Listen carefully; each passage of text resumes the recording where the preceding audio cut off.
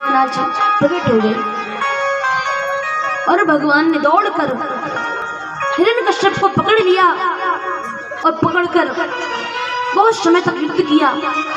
सारे देवता ऊपर खड़े खड़े देख रहे हैं, स्वर्ग में आकाश में खड़े होकर देख रहे हैं, प्रभु जल्दी व्यवस्था कीजिए, सायंकाल का वक्त होने वाला है, यदि आपने इस दुष्ट को नहीं मारा तो इसकी महाराज शक्ति और भी बढ़ जाएगी, क्योंकि सूर्यास्त का समय होने वाला है।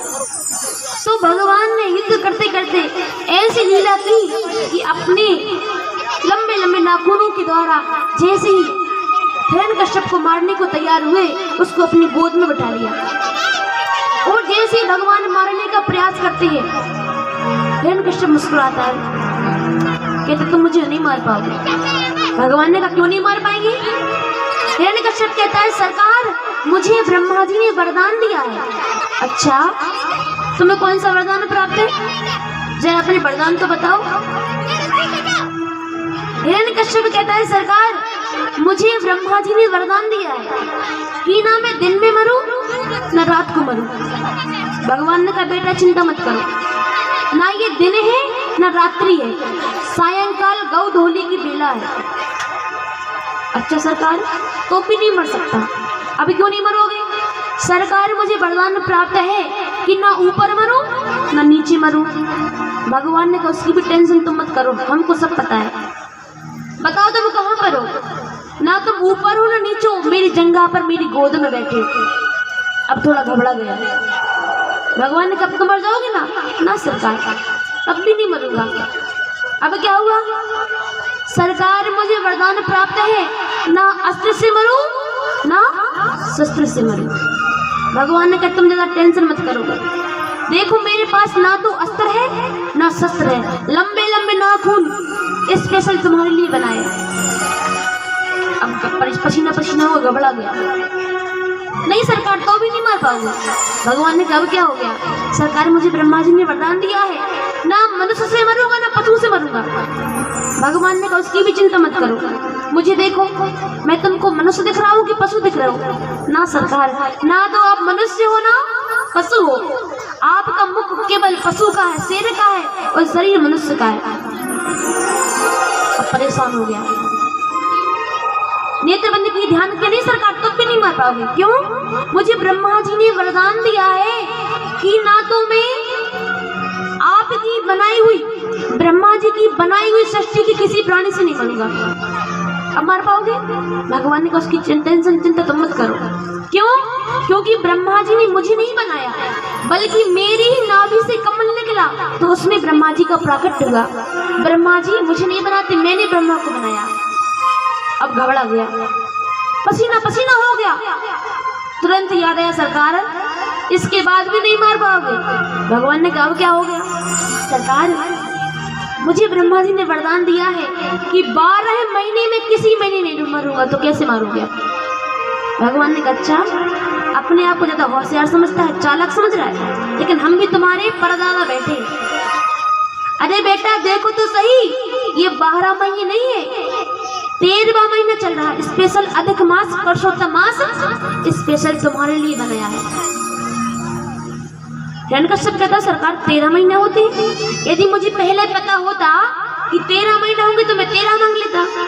भगवान ने कहा जब तुम 13 मांगते तो हम 14 महीने कर लेते, लेकिन तुमको मारते जरूर। इस तरह से ब्रह्मा जी की समस्त वरदानों की रक्षा करके हमारे नरसिंह भगवान अपने लंबे लंबे नाखूनों से उसके पेट को विदीर्ण करते हैं और उसकी आंतों को बाहर निकालकर माला के रूप में धारण कर लेते हैं।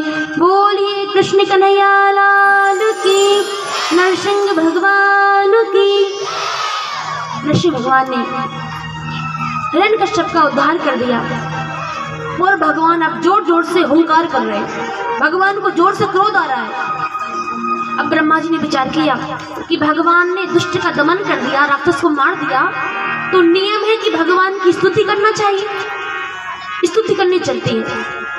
लेकिन जैसे ही भगवान के पास आए और जैसे ही भगवान ने गर्जना की, भगवान ने दहाड़ मारी, तो ब्रह्मा जी का हंस भागता हुआ नजर आया। ब्रह्मा जी डर गए। अब इस सारे देवता परेशान हो गए कि भगवान नाराज है, क्रोध में है, तो भगवान का क्रोध कैसे शांत हो? आपातकालीन मीटिंग लगी।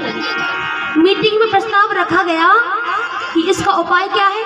तो का उपाय केवल एक है, पति देव कितने भी गुस्सैल हो, कितने भी नाराज हो, कितने भी क्रोधी हो, लेकिन यदि श्रीमती जी पहुंच जाए तो सारी गुस्सा दूर हो जाती है। एक काम करो, इनकी पत्नी को पहुंचा दो।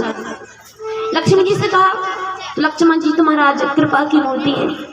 सुंदर सा श्रृंगार करके लक्ष्मी मैया आरती की थाली लेकर भगवान के पास जैसे ही पहुंची और जैसे ही नरसिंह भगवान के विकराल रूप को देखा और जैसे ही भगवान ने हुंकार भरी, लक्ष्मी जी वहां से दौड़कर बैकुंठ को चली गई। अब सब में सन्नाटा छा गया। भगवान को आज तक इतने क्रोध में कभी देखा ही नहीं। अब इनके क्रोध को कौन शांत करे? देवताओं का एक काम करो, जिनके लिए नाराज हुए हैं ना, उन्हीं के पास चलते हैं। प्रहलाद को कहा, आप जाकर प्रार्थना करो।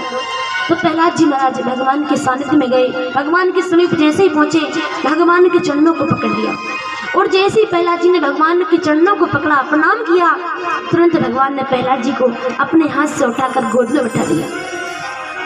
भगवान अपनी जिह्वा से, अपनी जीभ से प्रहलाद जी के मुखारविंद को चाटने लगे। भगवान ने कहा, अरे प्रहलाद, मुझे आने में बहुत देर हो गई। बेटा प्रहलाद, तुमने कितने कष्ट सहे, केवल मेरा भजन करने के कारण तुम्हारे पिता ने तुमको कितना मारा, कितना परेशान किया। बेटा मुझे क्षमा कर दो, मुझे आने में विलंब हो गया, देर हो गई।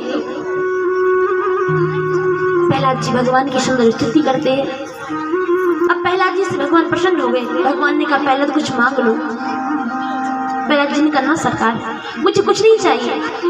सरकार मांगता तो वो है जिसके पास कुछ ना हो, पहले से मेरे पास बहुत कुछ है, मुझे कुछ नहीं चाहिए।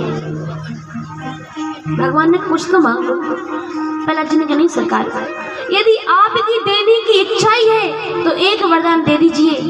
भगवान ने कहा, क्या मांगते बताओ। प्रहलाद जी ने कहा, सरकार मुझे एक ही वरदान प्रदान करो कि आज के बाद मेरे